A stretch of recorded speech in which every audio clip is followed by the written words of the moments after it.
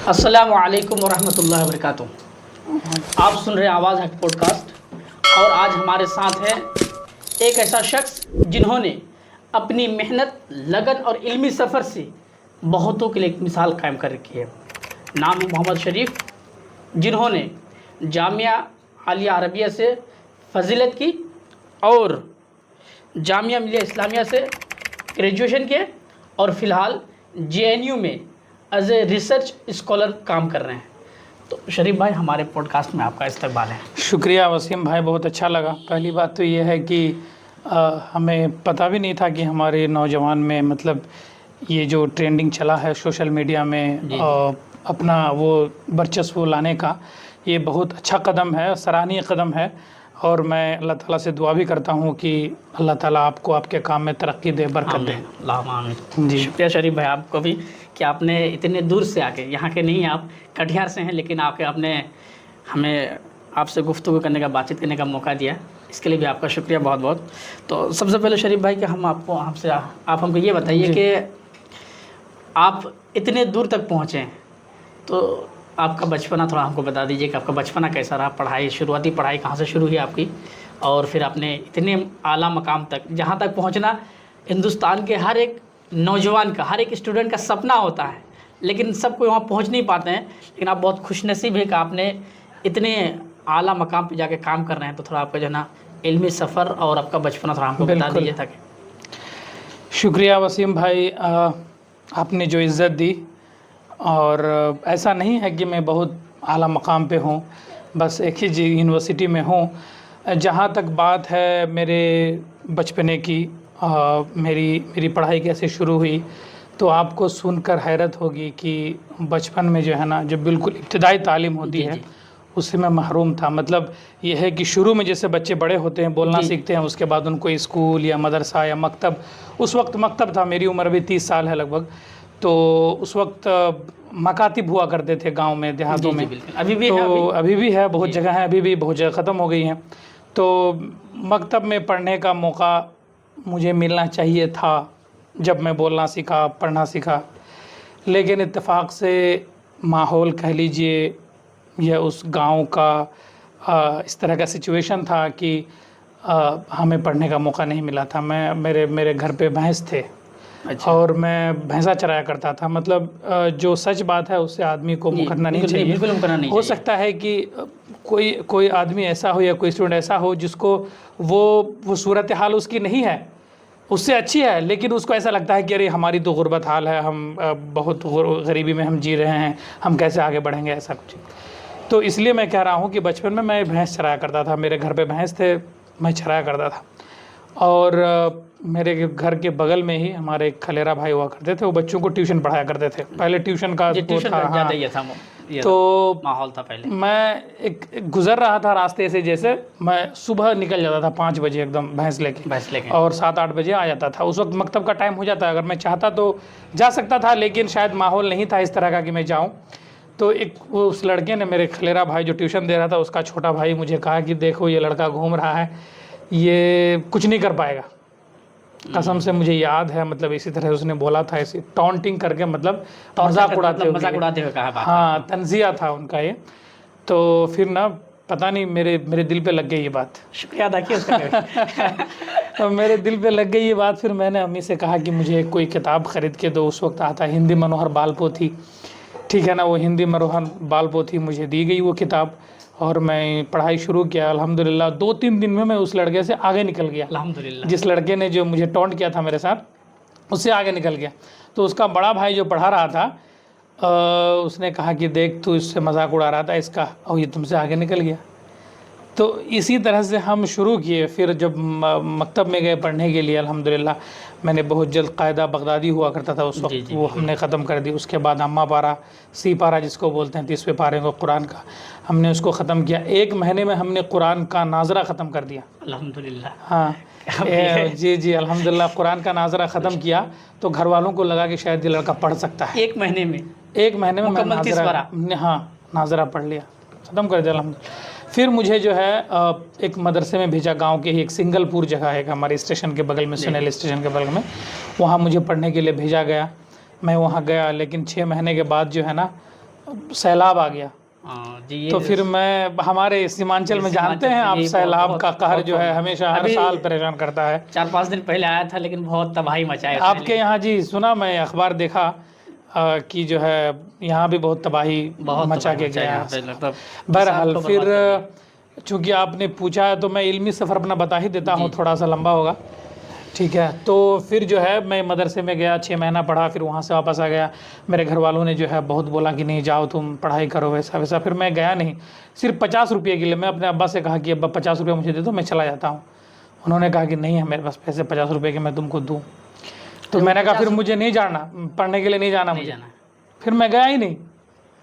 लेकिन 1 साल मतलब 6 महीना जब गुजरा घर पे, तो मेरे नानी का घर मेरे गांव में ही है। हाँ, तो मेरे मामू और सब लोग, मेरा भाई, सब लोगों ने बहुत मजाक उड़ाया मेरा। तो फिर मेरे दिल पे लग गई बात। मैं थोड़ा इमोशनल आदमी हूँ, बहुत जल्दी हंस दूंगा, बहुत जल्दी रो दूंगा, इस तरह का आदमी हूँ मैं। तो जब मेरे दिल पे लग गई बात, तो फिर मैंने कहा नहीं मुझे एडमिशन करो जी कहीं पे। तो मेरे एक मामू हैं, उनका नाम मौलाना सफ़ीर रहमान साहब हैं, वो ख़तीब भी हैं, जी। बंगाली ज़बान में तकरीर करते हैं वो। दिलवार हुसैन सईदी जो बांग्लादेश के थे, उनकी नकल करते हैं वो, माशाल्लाह बहुत अच्छी आवाज़ है बहुत उनकी। अच्छी आवाज़। तो मेरे मामू जो है मुझे हिब्ज़ में एडमिशन करवाए। उनकी सोच ये थी मामू की कि शरीफ अगर तुम हिब्ज़ करोगे तो तुम रमज़ान के महीने में तरावी पढ़ाने जाओगे। जी, बिल्कुल। जो तुम तरावी पढ़ाने जाओगे तो पैसे मिलेंगे उनसे, फिर तुम्हारा सालाना ख़र्चा यूँ ही निकल जाएगा, तुमको घर वालों से पैसे लेने की ज़रूरत नहीं पड़ेगी। तो मुझे एडमिशन करवा दिए हिब्ज़ में जी। अल्हम्दुलिल्लाह मैं आपको बताऊं, हिब्ज़ का जो वो था, हमारे पास रहल जो होता है कुरान जी। रखने का, जो कुरानदानी या रहल कह लीजिए रहल आप, है वो हमारे पास नहीं था। मेरे मामू ने मुझे सिखाया कि ये जो गमछा होता है ना, गमछा बड़ा वाला, जी, गणाल। वो जो है सफ़ेद और काला कलर का जो गमछा होता है, मुझे बोला गया कि तुम 2 तरफ से मोड़ दो गमछा को, इधर से भी और इधर से भी, रेल बन और जाएगा। कुरान को बीच में रख दो, तो तुम वो कुरान तुम्हारी पूरी फटेगा नहीं, वो मतलब रेल की तरह बन जाएगा। मेरे पास रेल नहीं था। मैं जब हिब्ज़ करने गया और अल्हम्दुलिल्लाह, मतलब कारण क्या था? मतलब पैसे की कमी थी? हाँ या- पैसे की कमी थी, यानी मतलब पैसे की कमी थी हमारे। आज मतलब अभी तो अल्हम्दुलिल्लाह हम लोगों की हालत बहुत सुधर गई है। तो 2013 से पहले हमारे पास 1 कट्ठा ज़मीन नहीं थी। इकट्ठा भी ज़मीन नहीं। 2000 बल्कि 18 तक हमारे पास 1 कट्ठा भी ज़मीन नहीं थी। सिर्फ बसने वाली जो ज़मीन होती है, घर वाला जो, जी, जी। हाँ बस उतना ही था, डीही बाड़ी जिसको हम लोग बोलते जी, हैं, जी, हमारी। बसने के लिए। तो मैं 1 साल में हिब्ज़ कर लिया अल्हम्दुलिल्लाह। वहाँ 1 जाके। साल में? 1 साल में मैंने हिब्ज़ किया अल्हम्दुलिल्लाह। अल्हम्दुलिल्लाह। और मेरा रिकॉर्ड है कि मैं 1 दिन में 1 पारा सबक दिया हूँ, पूरा मुकम्मल याद करके। 28वां पारा जो आप है, ऐसे बोल रहे हैं जैसे मतलब आप अल्हम्दुलिल्लाह नहीं, सही बात है। आप चलिए अल्हम्दुलिल्लाह, मेरा ये बहुत खुशी की बात है। हाँ जी। एक दिन में, एक दिन में मैं पूरा मुकम्मल पारा 20 पेज हमने याद करके हमने सुना दिया सबक। क़द समिअ अल्लाहु क़ौल लती वाला जो पारा है, 28वां पारा, मैं वो मुकम्मल याद करके सुनाया, सबक दिया। सुभान अल्लाह। चलिए अल्लाह ने आपको मतलब शायद इसी चीज़ के लिए चुना भी था और इतने ज़हीन बनाए, और अल्हम्दुलिल्लाह आप मतलब वो जो हक़ होता है शायद बाखूबी आपने निभाया उस चीज़ को। शुक्रिया। उसके बाद वसीम भाई ऐसा हुआ कि जिस साल मैं फ़ारिग हो रहा था वहाँ से, 2 मोहना बिकुड़ में मैंने हिब्ज़ किया, और दलकोला, जी, जी। उत्तर दिनाजपुर। तो अब्दुल मतीन सलफ़ी साहब, जो आप यूँ कह लीजिए, जिनके बारे में अगर मैं ये कहूँ कि शेरशाहबादी कम्युनिटी में जी, जी। अगर तालीम का चिराग किसी ने जलाया है तो वो शेख अब्दुल मतीन मरहूम सलफ़ी रहमतुल्लाह अलैह। उन्होंने ही शेरशाहबादी में बनात का जो कॉन्सेप्ट है, ये जो बनात लड़कियों को पढ़ने की जगह, इसका जो कॉन्सेप्ट है ना, सीमांचल में था ही नहीं। आप दिखा दीजिए जो जामिया आयशा इस्लामिया है हलीम चौक में, जो मदरसा है, इससे पहले आप एक भी मदरसा दिखा दीजिए लड़कियों का, नहीं है, बनात नहीं था भाई, बिल्कुल। तो मैं हमेशा ये कहता हूँ कि अब्दुल मतीन सलफ़ी को बहुत लोग, उनके क्रिटिक्स भी बहुत हैं, उनके नाक़िदीन भी बहुत हैं, होते हैं, ये तो लेकिन हर कामयाब शख्स के पीछे तो ये होता ही है। लेकिन मैं कहता हूँ कि उनको कोई फ़र्क नहीं पड़ता। अल्लाह ताला उनको गरीक़ रहमत करे, उनको जन्नतुल फ़िरदौस में आला मकाम अता करे। उन्होंने हमारी कम्युनिटी में जो तालीमी तहरीक और तालीमी बेदारी पैदा किया है, तो उसका सिरा अब्दुल मतीन सलफ़ी मरहूम रहमतुल्लाह अलैह को जाता है। फिर उन्होंने जब देखा मुझे, तो कहा कि तुम लोग यहाँ से हिफ्ज़ की हो, चलो हमारे यहाँ आओ पढ़ने के लिए, फ्री में पढ़ाएंगे। फ्री में पढ़ाएंगे? हाँ, तो मेरा एडमिशन भी हो गया किशनगंज में। मैं 2007 से लगभग 2012 तक हमने किशनगंज में पढ़ाई की। जामिया इमाम बुखारी में? जी, इमाम बुखारी में। इमाम बुखारी में जी। मैं 6-7 साल पढ़ाई किया। उसके बाद फिर मैं आलिया अरबिया मऊ गया, वहाँ पे इस्लामिया है हलीम चौक में, जो मदरसा है। इससे पहले आप एक भी मदरसा दिखा दीजिए लड़कियों का, नहीं है बना, नहीं था भाई, बिल्कुल। तो मैं इसलिए मैं हमेशा ये कहता हूँ कि अब्दुल मतीन सलफ़ी को बहुत लोग, उनके क्रिटिक्स भी बहुत हैं, उनके नाक़िदीन भी बहुत हैं, होते हैं, ये तो लेकिन हर कामयाब शख्स के पीछे तो ये होता ही है।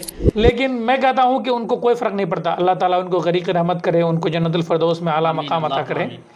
उन्होंने हमारी कम्युनिटी में जो तालीमी तहरीक और तालीमी बेदारी पैदा किया है, तो उसका सिरा अब्दुल मतीन सलफ़ी मरहूम रहमतुल्लाह अलैह को जाता है। फिर उन्होंने जब देखा मुझे, तो कहा कि तुम लोग यहाँ से हिफ्ज़ की हो, चलो हमारे यहाँ आओ पढ़ने के लिए, फ्री में पढ़ाएंगे। फ्री में पढ़ाएंगे? हाँ, तो मेरा एडमिशन भी हो गया किशनगंज में। मैं 2007 से लगभग 2012 तक हमने किशनगंज में पढ़ाई की। जामिया इमाम बुखारी में? जी, इमाम बुखारी में। इमाम बुखारी में जी। मैं 6-7 साल पढ़ाई किया। उसके बाद फिर मैं आलिया अरबिया मऊ गया वहाँ पे, और अल्हम्दुलिल्लाह। जैसे यहाँ छोड़ने का कारण, मतलब इमाम यहाँ छोड़ने का कारण ना, मुझे मदीना जाने की बहुत चाहत थी। यहाँ से भी तो जाते हैं? हाँ, यहाँ से जाते हैं, लेकिन मैं उस वक्त सानविया उला में या सानिया में था, और हम पूरा कुल्लिया फारिग करेंगे, उसके बाद हमें सनद मिलेगी, उसके बाद मैं मदीना जाऊँगा। यानी शॉर्टकट रास्ता अपनाया था? मैं शॉर्टकट रास्ता देखना चाह रहा था। तो मैं अपने एक उस्ताद मेरे मौलाना हसीबुर रहमान फैदी साहब, अल्लाह ताला जो है उनकी सेहत ठीक करे और उनको अच्छी सेहत दे, उनको लंबी उम्र दे। तो उन्होंने मुझसे कहा कि तुम चले जाओ, फिर मऊ चले जाओ। वहाँ तो वो तो इल्म का मरकज़ है, बिल्कुल इल्म का गढ़ है मऊ। सही में देखिए, मुख्तार अब्बास नदवी जैसे आदमी, मौलाना महफूजुर रहमान आदमी, अभी कुछ दिन पहले शेख मजहर हसन अजहरी का इंतकाल हुआ, आलिया अरबिया के जो नाज़िम आला थे। तो हैं वहाँ पे बड़े बड़े आलिम साहब। वहाँ का माहौल ऐसा, शायद हिंदुस्तान के किसी मतलब और जगह ऐसे माहौल हो, जो मतलब माहौल वहाँ के मऊ के जो माहौल है, एकदम पढ़ाई लिखाई का बेहतरीन माहौल है, अल्हम्दुलिल्लाह, पर्दा है, माहौल है। तो बहरहाल फिर मैं वहाँ गया। वहाँ भी एक मेरे साथ एक वाक़या कह लीजिए, मतलब इस तरह हुआ, जो आप भी सुनेंगे तो आपको मतलब अलग अजीब सा लगेगा, कि कभी भी आलिया की तारीख़ में, मतलब एक साल में 2 सनद नहीं दी गई, लेकिन मैं पहला शख्स था जिसको हिफ्ज़ की सनद और आलिमियत की सनद दोनों साथ एक साथ दी गई, दोनों सनद, अल्हम्दुलिल्लाह। तो किसी ने कहा था, मेरा एक दोस्त, असल में मैं जो हिफ्ज़ किया था ना, तो मैं सोच रहा कि मदीना जाऊंगा तो यहाँ की सनद जो है, चूँकि आलिया अरबिया जो है ना, तो बहुत पुराना मदरसा है, 1867 का मदरसा है, 1867 में उसका क़याम हुआ था। तो वहाँ के बच्चों की मंजूरी आती है, मुझे लगा कर मैं हिफ्ज़ की सनद यहीं से भेजूँ और आलिमियत की सनद दोनों यहाँ से रहे, तो मेरी मंजूरी जल्दी आएगी शायद। तो फिर मैंने क्या किया कि मैं आखिरी घंटी जो हिफ्ज़ की होती थी, क्लास में भी हिफ्ज़ की घंटी होती है, जी, आखिरी घंटी जो हुई हिफ्ज़ की, मैंने शरीफुल्लाह साहब थे उस्ताद प्रिंसिपल, उनसे बोल के, और मौलाना मजहर हसन अजहरी साहब, जिनका अभी फ़िलहाल इंतकाल हुआ, अल्लाह ताला जो है उनको गरीक़ रहमत करे, उनकी क़ब्र को अल्लाह ताला नूर से भर दे, आमीन। तो उनसे मैं जो है वो लेके दरख्वास्त उनको दे के, फिर उन्होंने वो कर लिया, एक्सेप्ट कर लिया कि हाँ आप आखिरी घंटी कर सकते हैं। तो फिर मैं जो है आखिरी घंटी मैं हिफ्ज़ का वहीं करता था। फिर मैंने हिफ्ज़ भी मुकम्मल कर लिया, मान लीजिए थोड़ा बहुत बचा था, जी, या नहीं बचा था, मैंने ले लिया एक। तो उसके बाद फिर मैंने आलिमियत भी पढ़ाई मुकम्मल की, और मैं अल्हम्दुलिल्लाह क्लास में टॉप भी किया। जी अल्हम्दुलिल्लाह। आप जैसे ज़हीन स्टूडेंट अगर क्लास में टॉप में करे तो कौन करेगा? मैं हिफ्ज़ के ज़माने में आपको एक बात बता दूं, मैं आधे घंटे में 3 पेज याद करके सुनाया हूँ, अल्हम्दुलिल्लाह। ये तो मतलब ये क्या था? मेरेकल है भाई। मेरा जो नंबर है उसमें भाई, आलिया अरबिया में वसीम भाई 95% है मेरा, 95%। हाँ अल्हम्दुलिल्लाह, मुमताज़ है। हाँ, तो फिर मुझे वहाँ से सनद दी गई, और दोनों सनद दी गई, मैंने मदीना भेजा भी। और लेकिन उस वक्त मैं को एक बात बता दूं अच्छा, पहले मैं वो करता हूँ, फिर वहाँ से मैं आलिया जामिया चला गया। फिर जामिया से जो है जवाहरलाल नेहरू यूनिवर्सिटी में मास्टर्स किया। उसके बाद फिर इंट्रांस दिया। उसके बाद फिर पीएचडी में मुझे 2022 में चांस मिला अल्हम्दुलिल्लाह, और मैं भी वहाँ पीएचडी कर रहा हूँ। फ़िलहाल पीएचडी कर रहे हैं? जी, फ़िलहाल पीएचडी कर रहा हूँ। तो आपने जामिया मिलिया इस्लामिया का मतलब शायद जिक्र किया आपने तो। जी, मैं कैसे गया वहाँ पे जामिया का। असल में हुआ यूँ कि जब मैं आखिरी, बल्कि जिसमें हम लोगों को सनद दी गई थी, जिस तकरीब में, जिस मतलब प्रोग्राम में, जी जी। उसमें एक शख्स आए हुए थे, आलिया से पढ़े हुए थे वो। फिर जामिया सल्फिया से पढ़ने के बाद जामिया और जेएनयू से पढ़ के उन्होंने जो यूपीएससी निकाला था। अच्छा अच्छा। हम्माद ज़फ़र नाम था शायद उनका। तो उन्होंने यूपीएससी निकाला। जब उनके एजाज़ में और उनकी तकरीम में जब प्रोग्राम हुआ, तो इतनी तारीफ़ें उनके बारे में सुनने को मिली उस वक़्त। जो भी आए सब उसी के बारे में, जो भी आ गए, मतलब उस दिन का वो दूल्हा था, है ना। और ये बात हजम नहीं हो रही। उस दिन को दूल्हा था। फिर मेरे जहन में, अरे ये कैसे गया, कहाँ से पढ़ाई किया। ये मेरे एक उस्ताद थे, उनका इंतकाल हो गया, मौलाना अशफाक साहब, वहीं थे आलिया अरबिया में। तो कहते हैं शरीफ पढ़ाए, आलिमियत के बाद कहाँ जाओगे? दिल्ली जाओ। दिल्ली का मतलब दिल्ली, मतलब तुम्हारा दिल ले गया। तो दिल्ली जाओ। तो फिर मैं दिल्ली का रुख किया था। जी, ये था हमारा सफ़र। आप आगे बताएं। बाकी हमने मतलब आपके जो फ्रेंड्स हैं उनके मतलब माध्यम से हमको ये बात मतलब ये बात मौसूल हुई कि शरीफ भाई इतने जहन थे कि कभी आपने जो है ना मतलब जो मकतबा होता है, किताब लेने के लिए लाइब्रेरी, हाँ, लाइब्रेरी होते हैं, आपने वो मतलब पढ़ते दौरान कभी भी मतलब मकतबा से लाइब्रेरी सब किताब इशू नहीं करवाया। मतलब सिर्फ जब क्लास जाते थे तो आपने सिर्फ एक कॉपी ले लेते थे। सही बात है। सही बात है, ये सही बात है। और एक कॉपी इसलिए मैं ख़रीदता था, 2 कॉपी बल्कि ख़रीदता था। एक तो जनरल सब्जेक्ट लिखने के लिए, एक मैथ के लिए जो है ना बेगर लाइन वाली कॉपी आती है, जी जी, सफ़ेद को लेना पड़ता था। एक नईम सर थे हमारे, तो वो कहते थे कि तुम कॉपी नहीं लेकर आओगे तो मैं मारूंगा। तो फिर मैं उनके लिए कॉपी ख़रीदता था, एक जनरल सब्जेक्ट के लिए ख़रीदता था। मैं मतलब जितना रहा मैं किशनगंज में, जी जी, मैंने सच में कभी कोई किताब नहीं ख़रीदी।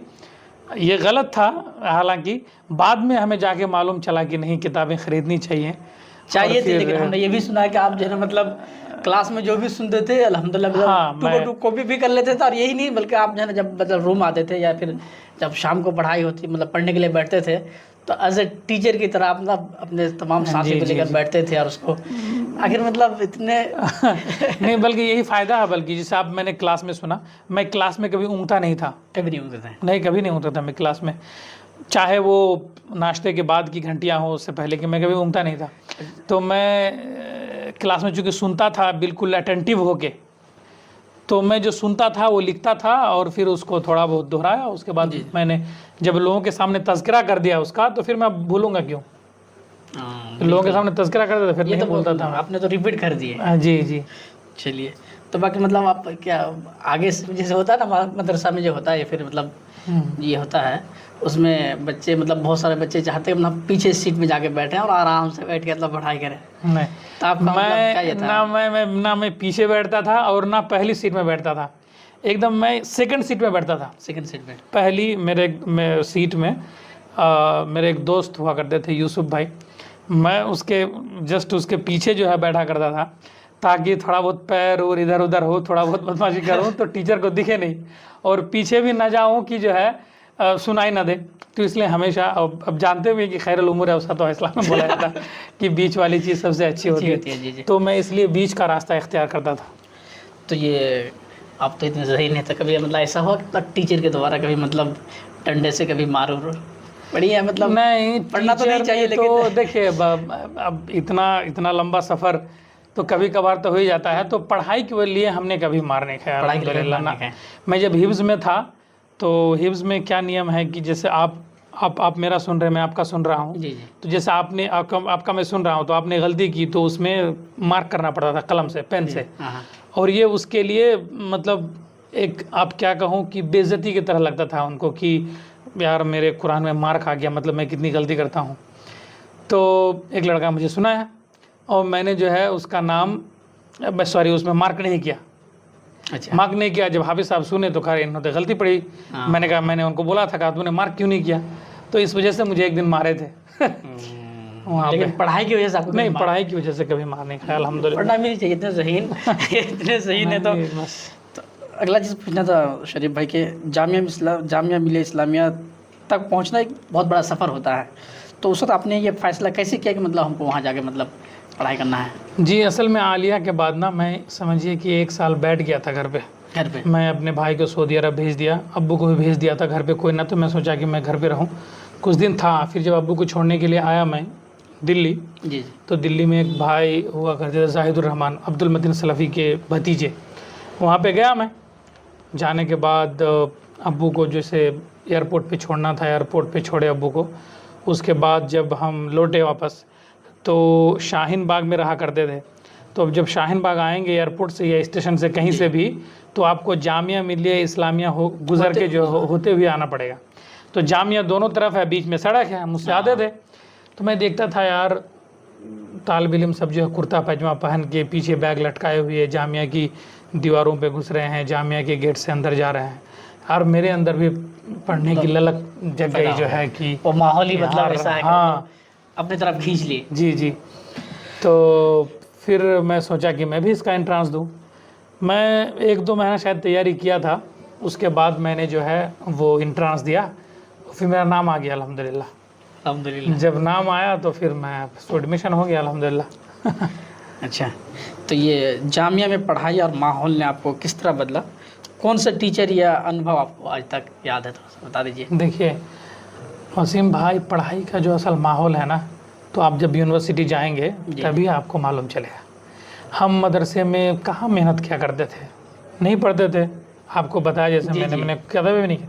लेकिन वहाँ जाके देखा, वहाँ से आपके जो है सनाबिल से बच्चे आए हुए हैं, मोहम्मदिया से बच्चे आए हुए हैं, आपके सल्फिया बनारस से बच्चे आए हुए हैं, दारुल उलूम नदवा से बच्चे आए हुए हैं, फैज़ आम से बच्चे आए हुए हैं। हिंदुस्तान के जितने टॉप लेवल के जो मदारिस हैं, हाँ, वहाँ के बच्चे आए हुए हैं। उनके साथ हमें कम्पीट करना था। लेकिन अल्हम्दुलिल्लाह वह भी, मैं फर्स्ट तो नहीं किया वहाँ जाके, लेकिन मैं सेकंड पोजीशन में किया, और लास्ट तक आते आते अल्हम्दुलिल्लाह मैं भी टॉप मतलब आ गया। तो फिर वहाँ मतलब आप ये कहेंगे कि बच्चे वहाँ पढ़ने वाले बहुत हैं। असल पढ़ाई तो आप लाइब्रेरी जाएंगे ना, बच्चे रात 2-2 बजे तक, 3-3 बजे तक पढ़ते रहते हैं। वहाँ आप एक चीज़ आपको बता देता हूँ, हमारे बच्चों में शायद ये चीज़ हो कि बच्चे जब मदरसे जाते हैं ना, मदरसे से जब यूनिवर्सिटी जाते हैं, चाहे वो जामिया मिलिया इस्लामिया हो, चाहे वो अलीगढ़ मुस्लिम यूनिवर्सिटी हो, चाहे JNU हो, जब बच्चे BA में जाते हैं, चाहे एक और यूनिवर्सिटी जैसे इफ्लू है, English and foreign language university Hyderabad, जब इन यूनिवर्सिटीज़ में जब बच्चे जाते हैं ग्रेजुएशन में, तो उनका मोटिव रहता है ना कि मुझे UPSC करना है, यूनियन पब्लिक सर्विस कमीशन जो है UPSC, उनको UPSC करना है, IAS IPS बनना है, सिविल सर्विस जो होता है, सिविल सर्विस में जाना है हमको। हाँ, तो वहाँ जाने के बाद ना फिर इस तरह का माहौल हो जाता है ना कि सब बच्चे फिर लग जाते हैं उसी तरह से पढ़ने। बिल्कुल, माहौल हाँ, सबसे मतलब हमारे एक टीचर कहा करते थे कि मतलब जो लैंग्वेज है ना, वो माहौल में ही मिलता है। सही कह रहे हैं। मतलब बल्कि हमने जो अंग्रेज़ी सीखी है, बल्कि मैं अल्हम्दुलिल्लाह अभी आगे बताऊंगा आपको कि मेरी एक आर्टिफिशियल इंटेलिजेंस की कंपनी है, ट्रांसलेशन इंटरप्रिटेशन की कंपनी है। तो जामिया में जाके ही जो है माहौल से ही हम लोगों ने इंग्लिश सीखा। उससे पहले हम लोग इंग्लिश आती कहाँ थी, इंग्लिश आती नहीं थी, लेकिन वहाँ जाके हम लोगों ने इंग्लिश सीखा। और फिर जो है JNU में जाके ये चीज़ और अच्छी हो गई, वहाँ और अच्छा माहौल है मतलब इंग्लिश वगैरह का। बहरहाल तो फिर वहाँ चूँकि बच्चे UPSC की तैयारी करते हैं, तो हम लोगों ने भी शुरू कर दिया, कुछ दिन पढ़ा भी, और वहाँ जाके फिर हमने जो है जितनी भी NCERTs की बुक हैं, किताबें हैं, हमने ख़रीदी सारी किताबें। हमने पढ़ाई किया अच्छे से, पहले उर्दू में ख़रीदा, उर्दू किताबें ख़रीदी हमने NCERT की ही उर्दू ट्रांसलेशन, लेकिन उसे ऐसा लग रहा था कि वो ज़्यादा मुश्किल है। अच्छा, उर्दू ज़्यादा मुश्किल है। फिर मैंने अंग्रेज़ी वाली किताब ख़रीदी, अंग्रेज़ी में थोड़ा आसान लगा मतलब उर्दू के मुकाबले में। तो फिर जो है अंग्रेज़ी से ही पढ़ने लगा और पढ़ाई की। हमने अपनी ज़िंदगी में सबसे ज़्यादा अगर किसी साल पढ़ाई किया है तो जामिया का 2nd ईयर था मेरा, सबसे ज़्यादा हमने पढ़ाई की है जामिया का 2nd ईयर। उसी दौरान मेरी जामिया इस्लामिया मदीना मुनव्वरा से मंजूरी भी आ गई, लेकिन वो इम्तहान का टाइम करीब था, तो हमने जो है इम्तहान मतलब सालाना इम्तहान आने वाला था, मतलब ईयरली एग्ज़ाम, तो फिर हम गए नहीं मदीना। हालांकि उसके बाद भी मेरी मंजूरी आई, 3 मरतबा मेरी मंजूरी आई मदीना से, लेकिन माहौल, आपने जैसे बताया कि माहौल आदमी को चेंज कर देता है, जी जी बिल्कुल। तो मुझे भी जामिया चेंज कर दिया कि अब छोड़ दो शरीफ। अगर उस वक्त आ जाती मंजूरी से भेजा तो मैं चला जाता शायद, लेकिन अल्लाह ताला ने किस्मत में कुछ और लिखा था। कुछ और लिखा था, जी बिल्कुल। तो आखिर वो कौन सी चीज़ है जो आपको मतलब जैसे मदीना मनौरा जाने से रोक दिया, मतलब ये देखिए, उस वक्त जुनून सवार था जो है यूपीएससी का, यूपीएससी का। और हमने जब लास्ट ईयर में एग्ज़ाम दिया, एक MSIS एकेडमी करके हैदराबाद में है, कोचिंग सेंटर है जो आपको कोचिंग दिलाता है, फ्री कोचिंग माइनॉरिटीज़ के बच्चों को, अक़लियत के बच्चों को। अच्छा अच्छा। तो मैं भी एग्ज़ाम दिया उसका, तो मैं रिटन एग्ज़ाम निकाल लिया, फिर वहाँ पे इंटरव्यू देने गया, और उसी दरमियान जो है फिर मेरा JNU का रिज़ल्ट भी आ गया मास्टर्स का। अच्छा। और आपको बता दूं कि जैसे बच्चे जामिया चले जाते हैं या JNU के अलावा किसी भी यूनिवर्सिटी में चले जाते हैं ना बच्चे, तो उन सब के अंदर JNU जाने का भूत सवार बहुत रहता सवार होता है है एकदम। तो मेरे अंदर भी वो भूत सवार था, JNU जाना है। JNU जाना है। तो जब JNU का रिज़ल्ट आ गया और उधर MSIS एकेडमी हैदराबाद से भी रिज़ल्ट आ गया, पता नहीं अब क्या करूं, फिर जो है समझ में नहीं आया मुझे। फिर मैंने कहा चलो जी JNU चला जाता हूँ, तैयारी बाद में कर लूँगा।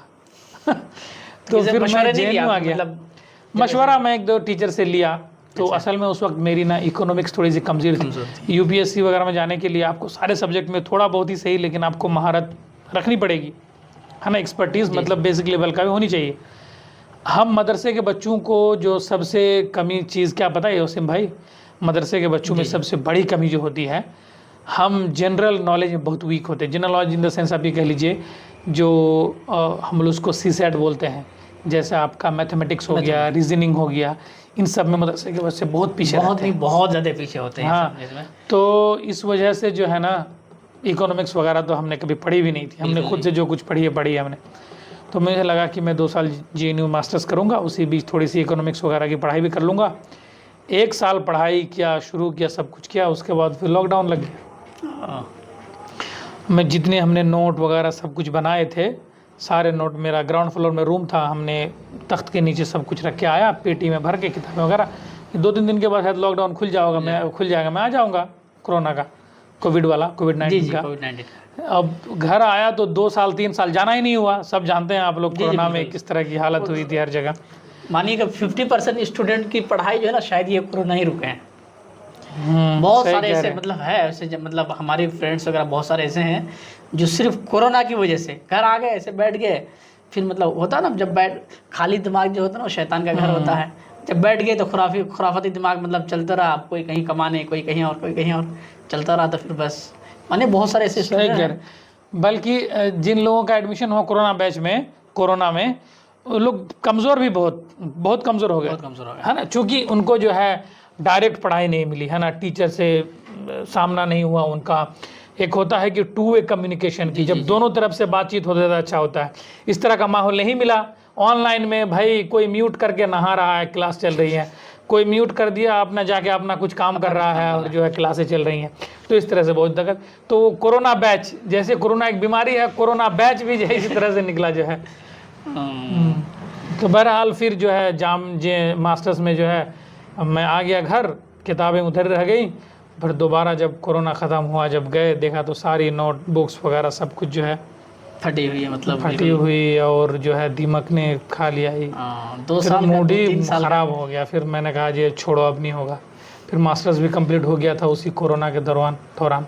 फिर मैंने एक कंपनी ज्वाइन कर ली थी, कॉग्निजेंट करके, USA की कंपनी थी। अच्छा। हम उसमें news analyst of middle east का, जैसे सऊदी, दुबई, बहरीन, कतर, है ना, इन सब कंट्रीज़ का मैं जो है न्यूज़ एनालिस्ट बन गया, उसमें काम करता था न्यूज़ का, मतलब ट्रांसलेटर का, ट्रांसलेशन भी कह लीजिए आप। मैं हेडलाइन लिखता था न्यूज़ का। अच्छा।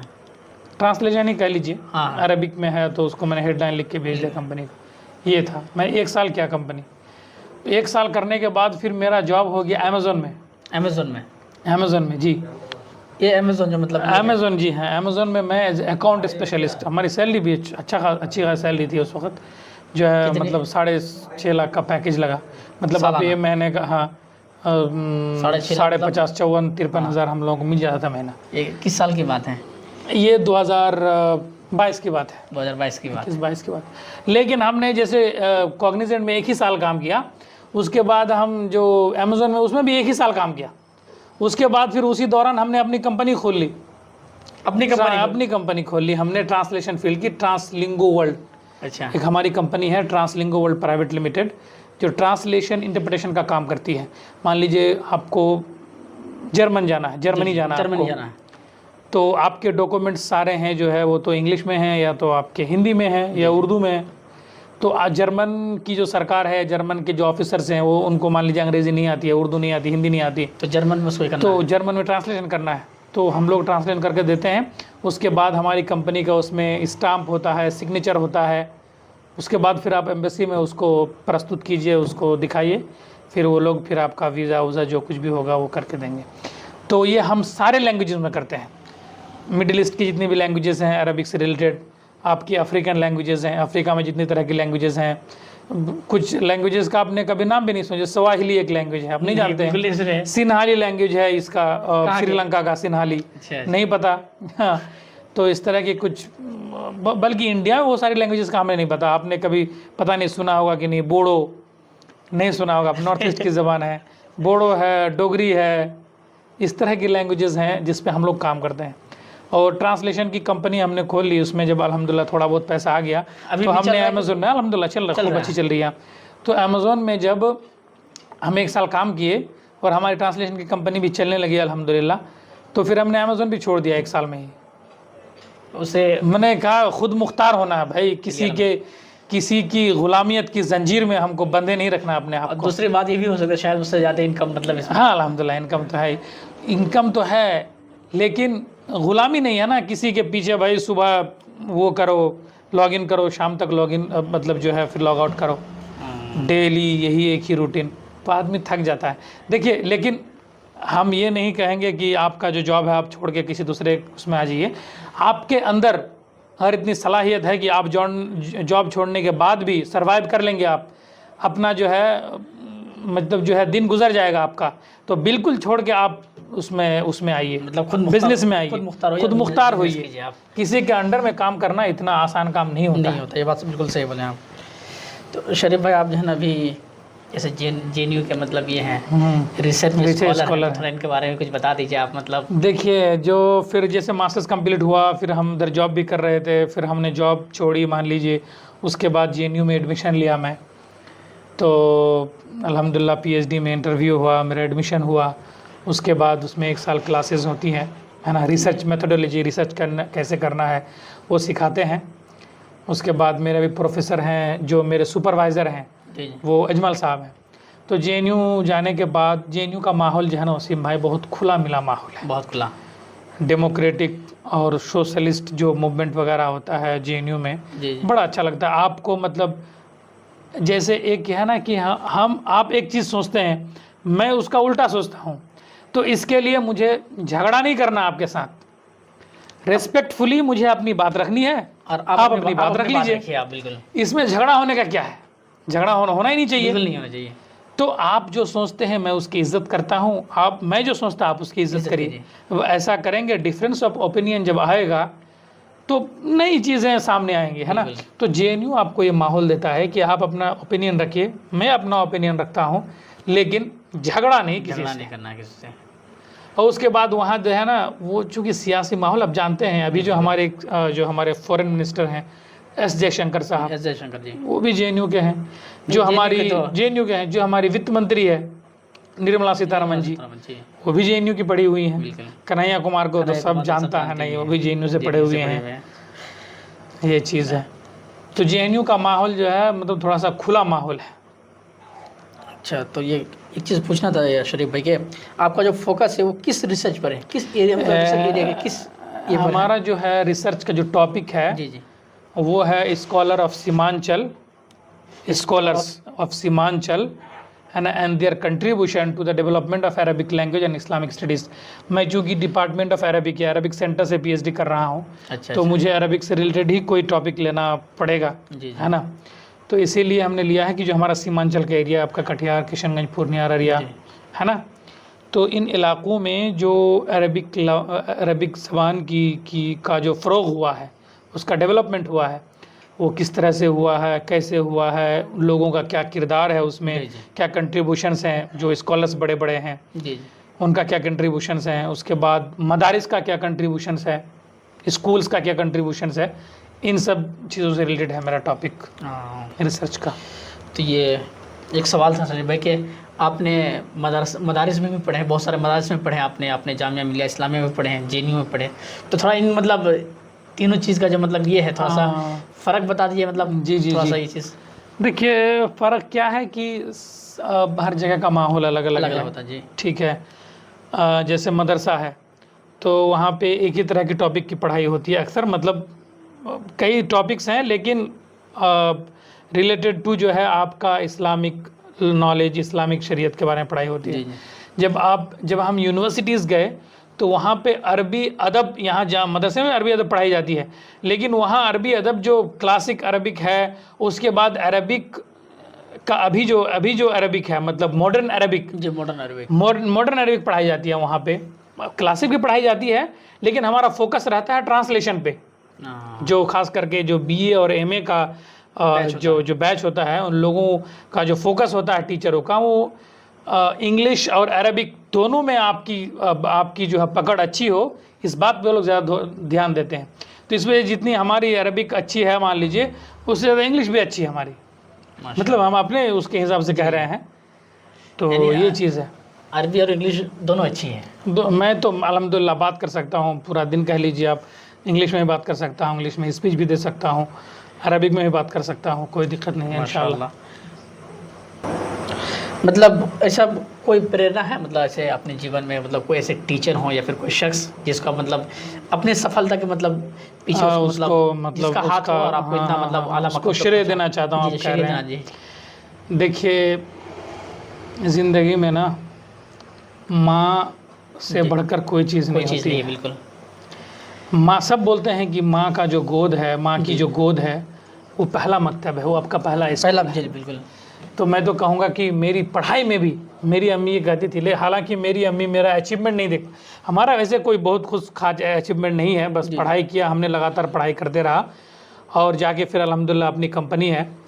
तो लेकिन मैं अपनी अम्मी को ऐसा लगा कि मैं अपना अचीवमेंट नहीं दिखा पाया। मेरी अम्मी का इंतकाल हो गया, मैं जब जामिया सेकेंड ईयर में था तो अम्मी का इंतकाल हो गया। फिर JNU जब मैं आया तो अम्मी को पता था उस वक्त, देखिए अम्मी हमारी इतनी गांव देहात की थी, लेकिन चूँकि मैं बताता था उनको तो उनको जामिया JNU इस सब के बारे में उनको पता हो गया था। तो वो उनको बस इतना मालूम था कि जे बड़ो यूनिवर्सिटी खंचिलो तुम्हें आती जाओ नहीं एक नहीं, तो इस तरह से बोलती थी कि वो बड़ी यूनिवर्सिटी JNU को जामिया से छोटी यूनिवर्सिटी ऐसे बोलती। हालांकि यूनिवर्सिटी सब बड़ी ही होती है, लेकिन असल में क्या है ना, जामिया और JNU में फ़र्क देखिए, एक चीज़ में उसे मैं आपको बताऊं, और दूसरी यूनिवर्सिटीज़ में कि जामिया में जैसे आप पढ़ते हैं, हॉस्टल में रहते हैं तो आपको फ़ीस लगती है हॉस्टल में रहने का, है ना, या बहुत लोगों को हॉस्टल मिलता ही नहीं है। जामिया में अगर 20,000 बच्चे हैं तो उसमें 4-5 हज़ार बच्चों को हॉस्टल मिलेगा, बाकी को नहीं मिलेगा, हॉस्टल है ही नहीं। JNU में फुल रेसिडेंशियल हॉस्टल है, मतलब यूनिवर्सिटी है, सारे बच्चों को हॉस्टल मिलता है, सारे बच्चों को। हाँ, तो ये सुविधा है, प्लस हर महीने में आपको 2,000 करके स्कॉलरशिप मिलती है BA और MA में। तो ये भी एक बुनियादी फ़र्क है, लोगों का रुझान जामिया की तरफ, JNU की तरफ।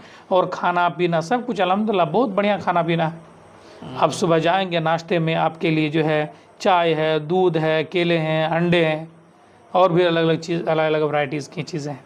बिल्कुल। तो ये आपने तो अपनी पूरी ज़िंदगी मतलब ये बताया, हाँ बताया, बस ये है कि अगर आप तिजारती सफ़र आप कह लीजिए, वो ये कि एक तो हमारी कंपनी उस वक्त हमें 2021 में ही खोल ली थी, ट्रांसलिंगो वर्ल्ड। अल्हम्दुलिल्लाह आज हमारे जो कस्टमर्स हैं वो CBI भी हमसे काम करा चुकी है, अच्छा, central bureau of investigation, Jharkhand police हमसे काम कराती है, माशाअल्लाह, दिल्ली पुलिस हमसे काम कराती है, हम आपका बैंक ऑफ बड़ौदा का भी काम करते हैं, ट्रांसलेशन बैंक ऑफ बड़ौदा का काम करते हैं, HDFC के बहुत सारे कस्टमर्स हैं, आपका जो है वो भी है, क्या नाम है आपका, फ्लाइनास जो एयरलाइंस की कंपनी है। जी जी। पूछना था कि जैसे हम लोग सीमांचल से बिलोंग करते हैं, तो यहाँ की जो पढ़ाई है पूरे हिंदुस्तान में काफ़ी वीक है, तो आप मतलब यहाँ के स्टूडेंट को मतलब क्या सलाह देना चाहेंगे, मतलब और यहाँ के जो स्टूडेंट हैं वो कैसे आगे बढ़े, थोड़ा सा उनके बारे में बता दीजिए आप। जी, मैं तो यही कहूँगा कि जो सिलेबस है, जी जी। किसी भी स्कूल का जो सिलेबस होता है ना, तो वो सिलेबस इसीलिए बनाया जाता है कि आप एक क्लास में जैसे ही आपने पढ़ाई की, जी। दूसरे क्लास के आप काबिल हो जाएं। इसका मतलब आप जब +2 कर लेते हैं, आप ग्रेजुएशन के लिए काबिल हो गए। जी जी बिल्कुल। तो ग्रेजुएशन में जो क्वेश्चंस आते हैं ना, वो जो आपने 11th-12 में पढ़ाई की उसी से रिलेटेड होता है। हाँ। मैं बस इतना ही सलाह देना चाहता हूँ, बस यही बोलना चाहता हूँ कि आप अगर पढ़ाई के साथ इखलास करेंगे, जी जी बिल्कुल। If you study I mean with sincerity, आप अगर सिंसियरिटी के साथ पढ़ाई करेंगे, इखलास के साथ पढ़ाई करेंगे, तो आप कहीं भी जाके एडमिशन ले सकते हैं and it will be easy for you to crack the entrance of any universities. तो आप किसी भी यूनिवर्सिटीज़ का एग्ज़ाम आपके लिए क्रैक करना आसान हो जाएगा बिल्कुल आपके लिए। तो लेकिन आपको क्या करना है, you have to focus on your studies, कि आपने जो 11th-12 की पढ़ाई की है आप उसको अच्छे से पढ़ाई कीजिए and that will be enough for you for the entrance exam. लेकिन आज के बच्चे जो है ना, मतलब अक्सर देखा जाता है कि +2 करने के बाद, मतलब इंटर करने के बाद, मतलब वो मतलब बिखर जाते हैं और मतलब बिगड़ जाते हैं। देखिए, कुछ तो घरेलू माहौल है, जी। कुछ अपना इलाकाई माहौल है, और कुछ मजबूरी में बिखरते हैं। हमारे सीमांचल में आप जानते हैं कि माशी तौर पर, मैंने फिनेंशियली हमारे सीमांचल से और कोई गरीब जगह है भी नहीं है। कभी हो सकता है छत्तीसगढ़ वगैरह मध्य प्रदेश में, लेकिन बिहार तो एक तो सबसे पिछड़ा राज्य है, बिल्कुल। उसमें सीमांचल उससे भी पिछड़ा है। बिल्कुल। तो गुर्बत भी आदमी को जो है ना, जो आपका जो फिनेंशियली जो आपका बैकग्राउंड इतना मजबूत नहीं, इस वजह से भी बच्चे जो है आगे तक पढ़ाई नहीं मुकम्मल कर पाते। शरीफ भाई, ऐसा है कि आज के डेट में जो है ना, मतलब बहुत सारे ऐसे मतलब इदारे हैं, अगर आप उनकी तैयारी करते हैं तो फिर आपको जो है ना मतलब आगे बढ़ने का मौका देता है। जैसे आज के डेट में बिहार गवर्नमेंट में मतलब जो है ना ये किया है कि जो ये है, क्या उसका नाम बोला जाता है कि कोई कौशल करके जो है, इस तरह से हैं। आप बहुत सारी सरकारें स्कीम निकालती हैं। देखिए, मैं ये कहूँगा कि वो एक तो था बहाना कुछ दिन पहले तक कि जो है हमारे पास पैसे नहीं, इसलिए हम आगे पढ़ाई नहीं कर पा रहे हैं। ये एक बहाना अब नहीं चलेगा, अब ख़त्म हो गया। लोगों के पास माल की भी फरावानी आ गई है, अल्हम्दुलिल्लाह लोगों के पास पैसे आने लगे हैं। अब लोग पढ़ाई करना चाहें तो पढ़ाई कर सकते हैं, लेकिन उसको इखलास के साथ पढ़ाई करनी पड़ेगी और आगे बढ़ना पड़ेगा। दैट्स बिल्कुल। बता दीजिएगा, मतलब मदरसे के जो स्टूडेंट हैं, क्योंकि हम लोग मतलब मुसलमान हैं और मुसलमान अक्सर बच्चे जो है मदरसे में ज़्यादा पढ़ाई करते हैं, तो मतलब मदरसे में मतलब किस तरह की पढ़ाई करें कि वो आगे जाकर उसको दिक्कत ना हो। देखिए, मतलब ये चीज़ बहुत आजकल अल्हम्दुलिल्लाह बहुत आसान हो गया मदरसे के बच्चों के लिए भी। मैं हम लोग तो चूँकि उस वक्त शुरू तो नहीं कहूँगा, लेकिन ये है कि सीमांचल के हम लोग शुरुआती बच्चे हैं जो यूनिवर्सिटीज़ में गए हैं, ठीक है जी। तो उस वक्त हम लोगों को ज़्यादा ऑप्शंस नहीं पता थे। अभी आप क्या कर सकते हैं, मदरसे पढ़ने के बाद आप BUMS कर सकते हैं, BAMS कर सकते हैं, BHMS कर सकते हैं, भाई आप डॉक्टर बन सकते हैं, ठीक है। उसके बाद आप मदरसे में पढ़ने के बाद जो है आप मीडिया पर्सन बन सकते हैं, आप मास कम्युनिकेशन में एडमिशन ले सकते हैं। उससे भी अच्छी बात, आप मतलब मदरसे में पढ़ाई करने के बाद आप लॉयर भी बन सकते हैं, आप supreme court, high court, session court के जज बन सकते हैं आप, माशाअल्लाह। तो आप जैसे ही आपका मतलब +2 कंप्लीट हो, आप जाइए एंट्रेंस दीजिए, और जो मतलब जैसे लॉ का है, BA LLB वगैरह का, आप उसका एंट्रेंस दीजिए। आप मास कम्युनिकेशन है, देखिए हिंदी मास कम्युनिकेशन है, उर्दू मास कम्युनिकेशन है, सिर्फ मास कम्युनिकेशन है। आप इन सब सेंटर में जाके इंटरव्यू दीजिए और आप अपना जो है इंशाअल्लाह अपना मुस्तकबिल संवारिए। जी बिल्कुल। तो शरीफ भाई, बस ये लास्ट सवाल है आपसे कि मतलब जी बिल्कुल, आप अल्हम्दुलिल्लाह बहुत आला मकाम तक पहुंच चुके हैं अल्हम्दुलिल्लाह, तो आप यहाँ तक पहुंचने के बाद मतलब आप अपना जो काम है वो क्या कर रहे हैं फ़िलहाल, और आगे के लिए क्या करना चाहते हैं, और अपने समाज के लिए आप क्या करना चाहते हैं, थोड़ा सा ये बता दीजिए आप। जी बिल्कुल, ये तो बहुत ही अहम सवाल है, बल्कि मैं कहूँगा कि मेरी ज़िंदगी का भी यही आखिरी सवाल है। जी। उसके बाद सवाल ही क्या। तो मैं जैसे आपको बताया कि मेरी एक कंपनी है ट्रांसलिंगो वर्ल्ड प्राइवेट लिमिटेड, फिर हमने एक एशिया केयर मेडिकल असिस्टेंस करके कंपनी खोली थी जो बाहर के पेशेंटों को इलाज करा उसकी सुविधा देने के लिए। मेरा एक दोस्त अहमद के साथ मिलकर JNU से ही मुझे ऐसा लगा कि जो हमारी कंपनी है ट्रांसलिंगो वर्ल्ड, अभी हम आर्टिफिशियल इंटेलिजेंस का काम करते हैं, जेमिनाई और गूगल को जो है ट्रेन करने के लिए रीजनल लैंग्वेजेस में ऊबर एआई के साथ, ऊबर आर्टिफिशियल इंटेलिजेंस के साथ मिलकर काम कर रहे हैं। तो मुझे ऐसा लगा कि मैं अपनी इस कंपनी में जो हमारे दोस्त अहबाब इधर छूट गए सीमांचल में, उनको शायद मैं कोई जॉब नहीं दिला सकता उस कंपनी में, क्योंकि उसके अंदर वो स्किल्स नहीं है, क्योंकि वो गए ही नहीं यूनिवर्सिटी, तो कहाँ से अंदर वो स्किल आएगी? है ही नहीं है, हाँ एलिजिबल ही नहीं है। जी बिल्कुल। तो मैंने सोचा कि क्यों ना एक ऐसा काम करें जिससे हम दोस्तों को जोड़ पाएँ, अपने समाज के लिए कुछ कर पाएँ। जी, इसीलिए अल्हम्दुलिल्लाह हमने जो है, मेरे एक भाई हैं महफूज़ुर रहमान साहब, अब्दुल मदीन सलफ़ी साहब के बड़े भाई अब्दुल रशीद साहब के जो तीसरे बेटे हैं महफूज़ुर रहमान, वो और मैं दोनों, हम दोनों मिल के जो है एक company JSM global manufacturing company हमने जो है इस्टेब्लिश की है, खुद से की है। और इस कंपनी का जो काम है अभी, जितने भी ईडेबल आइटम्स है, चाहे मखाना हो, चाय हो, पानी हो, इस रिलेटेड चीज़ों को हम मैन्युफैक्चर करना है, उसके बाद सेल करना है। और उसके अलावा जितने भी क्लीनिंग आइटम्स हैं, चाहे आपके डिटर्जेंट पाउडर हो, क्लीन प्लस के नाम से हमने JSM क्लीन प्लस के नाम से, अच्छा। फिनाइल है, आपका जो है साबुन है, लॉन्ड्री सॉप कपड़ा धुलने वाला, डिश वॉश है, बर्तन धुलने वाला साबुन, उसके बाद हैंड वॉश है ना, हाथ धुलने के लिए। इन सब, इसके अलावा और सारी चीज़ें हैं जो सफाई से रिलेटेड है, उसको हम मैन्युफैक्चरिंग कर रहे हैं और आगे और भी करेंगे इंशाल्लाह, और चीज़ें ऐड करते रहेंगे। और खाने पीने की जैसे मखाना वगैरह का हम एक्सपोर्ट करने का सोच रहे हैं इंशाल्लाह। और जो हमारे दोस्त अहबाब हैं उन लोगों को साथ में लेके हम ये काम करेंगे, और अपनी कंपनी का 10%, अपनी कंपनी का बेनिफिट का 10% जो है हम अपनी कौम और समाज के लिए हम वक्फ कर दिए हैं।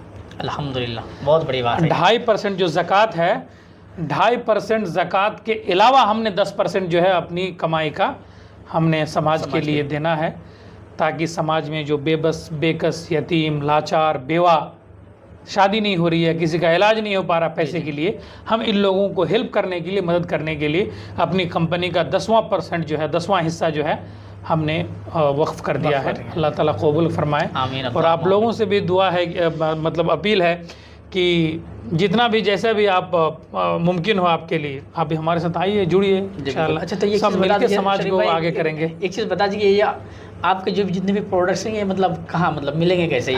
मिल जाए हर जगह। यहाँ पे हमने आपका दिघल बैंक में जो है, हमने हक साहब हैं, उनको हमने डिस्ट्रीब्यूटर दे के रखा है। अच्छा, ठीक है। उसके बाद हर अलग अलग ज़िले पे अलग अलग डिस्ट्रीब्यूटर है हमारा। अब इंशाल्लाह इधर सरफराज कुछ दिन से काम कर रहा था, लेकिन पता नहीं अभी कर रहा है कि नहीं। रिजवान भाई की दुकान में हमारा प्रोडक्ट्स अवेलेबल होगा।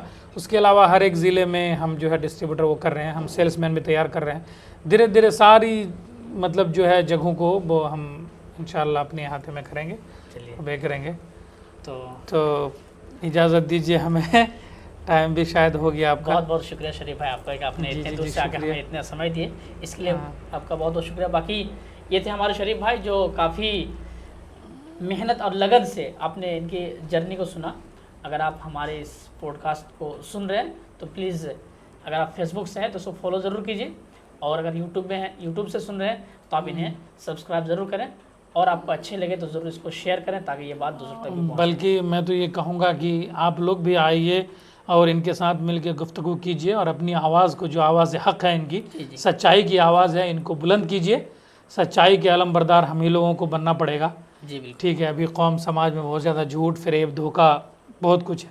इन्होंने ये कदम शुरू किया है, मुझे तो काफ़ी अच्छा लग रहा है, और मैं दुआ करूँगा इनके लिए। और अगर हमसे कुछ और भी हो सकेगा तो हम भी कोशिश करेंगे मैं कि आपकी इसमें मदद करूँ इंशाल्लाह। और अल्लाह ताला आपको बहुत बहुत आगे तक लेके जाए, ये हमारी नेक तमन्ना है, नेक ख्वाहिशात आपके लिए हमेशा। शुक्रिया। अस्सलाम वालेकुम।